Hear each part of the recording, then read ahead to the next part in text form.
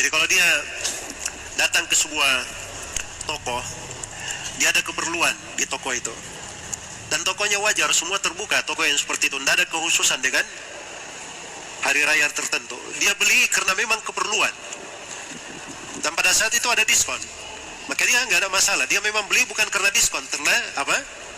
Keperluannya. Tapi kalau seorang datang ke sebuah toko membeli karena diskon untuk acara ini, maka itu adalah hal yang tidak diperbolehkan. Karena itu namanya ikut bersyirikat di dalam membesarkan acara-acara yang tidak dibenarkan di dalam syariat. Kaidah umumnya dalam Al-Quran, ayat di surah Al-Furqan, Allah subhanahu wa ta'ala berfirman, walladzina la yashhaduna az-zur. Seorang mukmin itu, kaum mukminin adalah orang-orang yang tidak menyaksikan kebatilan. Dia tidak menyaksikan kebatilan, hal yang mungkar, hal yang batil dilarang di dalam syariat, dia tidak menyaksikan hal yang seperti itu. Ustaz, bagaimana hukumnya membeli produk yang didiskon dalam rangka perayaan Natal, boleh atau tidak? Boleh saja. Setahu saya Allah alam boleh saja, gitu kan? Karena produk itu asal produknya dasarnya produk halal ya. Jangan beli produk Natal. Kalau Natal lain lagi hukumnya, diskon tidak diskon nggak boleh, gitu kan? Tapi kalau umumnya ada makanan diskon karena momen tanggal merah, karena momen ini dan semua itu masih boleh saja. Apalagi kalau memang di situ ada hajat ya, memang kebutuhan sehari-hari. Kalau sesuatu yang tidak diperlukan, sebaiknya jauhi.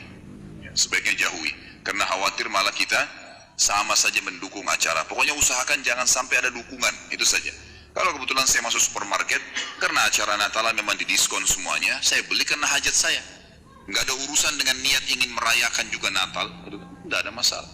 Atau sengaja membeli produk yang kita tidak perlu, karena Natal ada, apalagi kalau berhubungan dengan atribut mendukung mereka, nggak boleh sama sekali.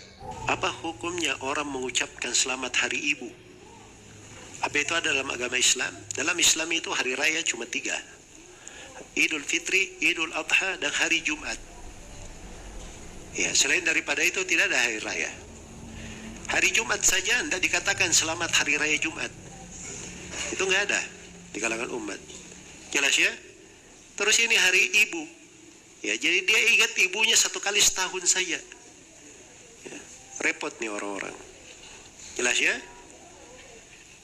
Nah, ini adalah hal yang tidak benar. Ya, ini ikut dari kebudayaan. Ya, orang-orang kafir, mereka bikin dari kebiasaan-kebiasaan, dari hari raya, akhirnya ikut-ikutan semuanya di dalam hal tersebut. Dalam syariat Islam itu berbakti kepada orang tua itu di semua keadaan, ketika orang tua masih hidup maupun telah meninggal.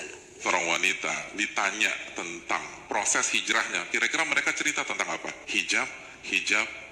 Itu bagus, itu positif. Tapi itu belum masuk ke dalam inti dari hijrah. Nabi SAW bersabda dalam hadis riwayat Imam Al-Baihaqi dalam Syu'abil Iman, seseorang nggak mungkin bisa istiqomah imannya sampai hatinya dulu istiqomah. Artinya, kalau kita hanya mengandalkan penampilan, kita hanya mengandalkan komunitas, kita hanya mengandalkan slogan-slogan di sosmed, tapi kita tidak melanjutkan bagaimana menata hati. Nabi yang mengatakan Anda nggak bakal bisa istiqomah, Anda nggak akan bisa bertahan, karena hijrah itu nggak mudah. Karena ketika kita mengklaim, memproklamirkan kita hijrah, kita berhadapan dengan surat Al-Ankabut ayat 2. Apakah manusia berpikir mereka akan dibiarkan begitu saja memproklamirkan keimanan mereka, hijrah mereka, taubat mereka, dan mereka nggak diuji oleh Allah Subhanahu wa Ta'ala? Hanya orang-orang yang menata hatinya bisa melewati tanda-tanda dosa, atau puncak orang bisa tahu kalau dia ada dalam keadaan dosa. Maka Nabi SAW mengatakan, sesuatu yang bergejolak dalam hatimu dan kau tidak suka orang lain mengetahuinya. Subhanallah, orang kalau buat dosa, misalnya dia tonton sesuatu di handphonenya, ketakutan sendiri, tidak mau orang lihat. Mungkin cuplikan bagi orang biasa, tapi mungkin bagi dia itu pelanggaran, itu dosa misalnya. Maka secara otomatis dia tidak mau dilihat, dia berusaha tutupin, dia berusaha ini. Karena memang kalau sesuatu yang baik ini tidak ada masalah. Tapi seperti itulah. Ini sebuah kaidah penting teman-teman. Berarti kalau ada sesuatu yang bergejolak dalam hati, kita merasa bersalah sama si fulan, kita merasa gelisah, bangun tengah malam, semua itu kan ada dosa. Kaget, sesak nafas, merasa urusan tidak selesai, semua itu berarti ada dosa. Berarti kata kuncinya kalau dosa, bagaimana kata para salafus saleh, Allah telah mengajarkan kepada kalian 2 hal. Yang satu penyakit, yang satu obatnya. Penyakit adalah dosa, obatnya adalah taubat. Kenapa membenci agamanya sendiri? Apakah kita mau berani menghapus hukum Allah dari 1400 tahun yang lalu diturunkan? Kalau kita belum faham, belajar saudaraku. Bukan malah kita menjadi penghalang. Bahkan muncul di Indonesia ini kaum munafikin. Pada saat Islam mengatakan tidak boleh nikah lintas agama antara muslimah dengan laki-laki kafir, boleh nikah. Tidak boleh dikembangbiakkan orang-orang lesbian, homoseksual, nggak apa-apa, legalkan saja. Demo sana sini. La haula wala quwata illa billah. Karena untuk kaum Lut dulu disiksa sama Allah, kalau mereka buat di secara Indonesia belum disiksa, alasannya begitu. Kalau Anda mau siap disiksa sama Allah, pergilah ke satu negeri mana, di pulau mana Anda disiksa di sana, dan jangan bawa-bawa kami. Karena hukuman Allah kalau datang berbahaya sekali, berat, dan akan kena semuanya.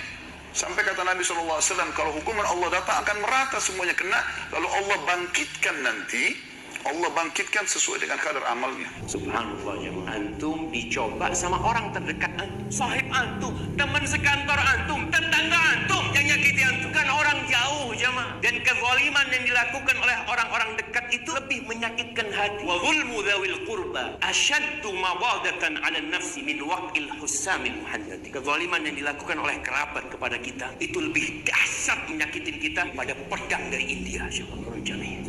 Nabi Yaqub alaihissalam yang disebut dengan sabar jamil adalah kesabaran yang di situ tidak ada syakwa, nggak mengadu kemana-mana. Kita tidak merintih, kita tidak mengeluh. Tuh Nabi Yaqub alaihissalam, innama ashku bathi wa huzni ila Allah. Aku nggak akan mengeluh kepada